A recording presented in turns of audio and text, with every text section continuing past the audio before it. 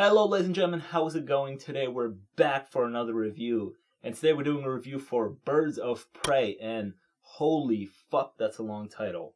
Birds of Prey and the Fabulous Emancipation of One, Harley Quinn.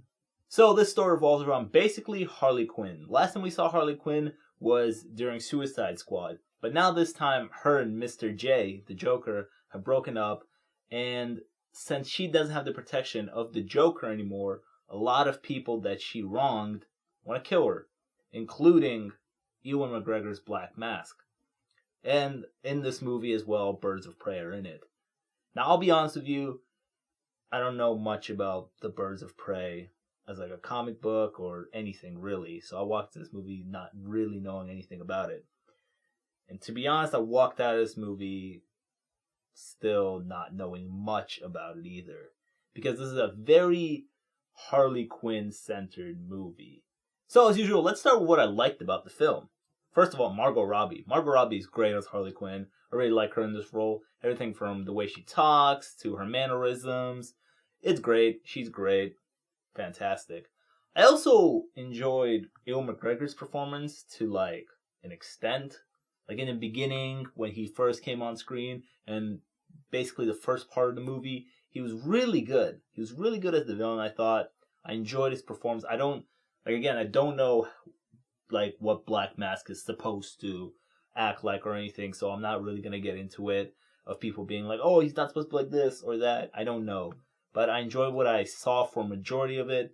Except when like it became to like the third act, I would say, when like the big bad guy is supposed to bring some heat to the third act. I feel like that was missing from him.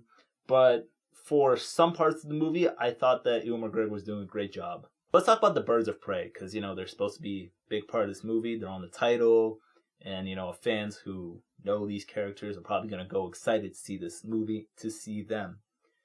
And honestly, the movie didn't sell me on the whole Birds of Prey thing.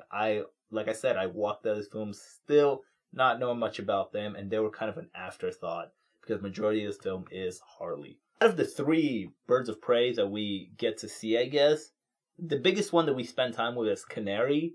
And I guess we get a little bit of her, which there's an aspect to her that she has powers. I guess comic book fans, you guys all know this with her voice and stuff like that.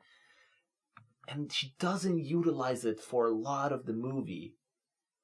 But we spend a lot of time with her where she and the cop lady, who I honestly cannot name off the top of my head right now, and I don't feel like doing the research for it, are the two Birds of Prey that we get to spend a lot of time with. And again, we don't really get to know much about them. And then the third Bird of Prey is Huntress, who is actually really cool. She teams up with everybody at the end in the third act, and she kicks ass. And I was like, she's cool. Why wasn't she in like a lot of this movie? She like pops up here and there, here and there, and here and there. But she goes away, and she's almost an afterthought. Sometimes in this movie, especially in the third act when she pops up, I was like, oh yeah, she's in this movie. And they were supposed to like deal with her. Like she's kind of a big part of this movie. They were talking about her. What's up with her? I feel like that was not a great utilization of her character, even though she does actually play a big role towards the story, and her character does. But again, like I said, Birds of Prey aspect of this movie really feel like an afterthought. And at the end, in the third act, when they all were like, yes, we're going to be the Birds of Prey, I was like, you really though? Because we didn't spend that much time with you. You guys didn't spend that much time together. I don't really know how you guys just decided, yep, let's start an assembly here of just going kicking ass. Because how well do you guys know each other, I don't know. I feel like we just needed more from them to add to the story. For them to build towards them being the Birds of Prey. Some other things that I appreciate about this film is the R rating. I'm really happy that nowadays people are more open to giving comic book movies an R rating, especially with a character like Harley Quinn. I think, with the way she talks and, all the cursing and plus the violence, an R rating did so much for this film. And I really appreciated that because it really added to the film. Let's talk about the violence. Yeah. Violence. We love it. So one of the things that really surprised me is the fight sequences and the set pieces. I didn't know how many fight sequences we were going to get in this movie. And I didn't know how good they were going to be. But honestly, for majority of them, I really enjoyed them.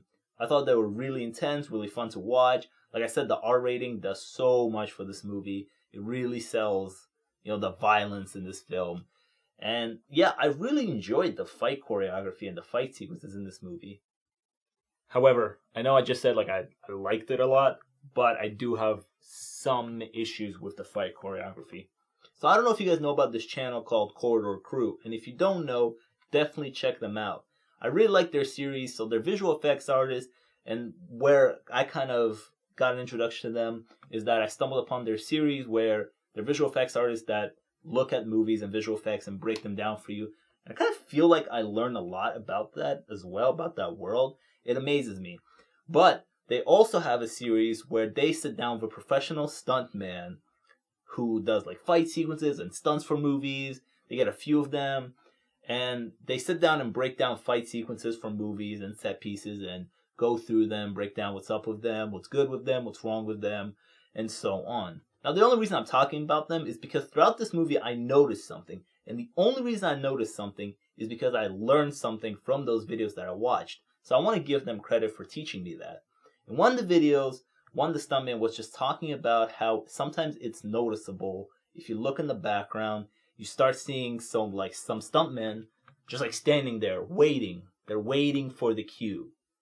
Like the actress or the actor is fighting somewhere, and the stuntman is standing in the back just waiting for his turn, then throws his punch, to be on cue and all of that. If you watch them, in between each move, the stunt guys, who I'm sure are phenomenal and probably super on it, realize Daisy and Kylo Ren there are late. So every time they spin backwards into their move, they're just pausing in their little pose and waiting for them to be ready and then coming in and attacking on time.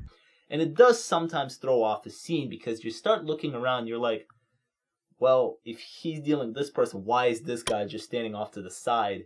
And, why don't you just double team and, maybe the character can do some cool stuff to hit off both of them. I know a lot of good action movies actually utilize that and, the characters get out of the situation. But I felt like in this movie, there's some big set pieces where, for example, Harley is by herself and she has to fight off these goons. I did notice that there was a lot of standing around from stuntmen going around. So Harley's dealing with this one guy while this other stuntman is standing. And in the back of my head, all I was thinking, I was like, why is he just standing there and waiting for his turn? Why are they just taking her on one-on-one? I just feel like something could have been done about that. And that's my only pretty much issue with the fight choreography that I have. Other than that, they were really exciting. When the punches land, they land, and I had a blast with the fight sequences. Another thing that I appreciate about this movie is that it had style. It's colorful, it's fun, it's violent. The colors really pop out at you, and I really appreciate that for it having a visual style to it. I really like when a movie has a visual style to it. But in the day, I had fun with this movie. I walked in wanting to have fun in the movie, walked out having fun in the movie, and I enjoyed it. And at the end of the day, I'll give Birds of Prey a B-. So let me know what you guys think about Birds of Prey in the comments. Let me know what you guys think about the Birds of Prey as characters. Teach me about it. Or Black Mask as a character. Teach me about all of it. I would really appreciate all of that. And let me know what's your favorite DCEU movie. From the DC universe that's happening right now. Let me know what's your favorite movie from this universe. The Nolan trilogy does not count. It's not part of it. And yeah, I'll see you guys later. Make sure you like and subscribe. Check out some of the videos. I really appreciate all of that. See you guys later.